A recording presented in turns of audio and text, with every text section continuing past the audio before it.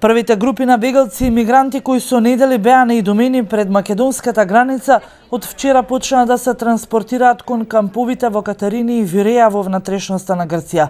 Во попладневните часови биле испратени првите 20 автобуси од грчките власти.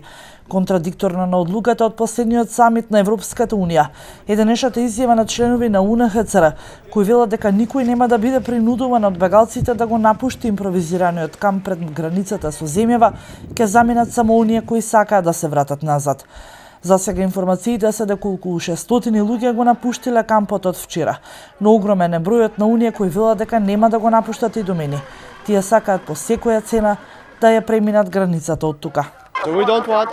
Не сакаме ниту храна, ниту вода. Овдека сме со денови. Од вчера веќе почнаа да пристигнуваат и автобуси кои ги носат луѓето во некои други кампови, каде имало поголеми услови за престој. Јас доаѓам од Сирија и нема каде да се вратам назад.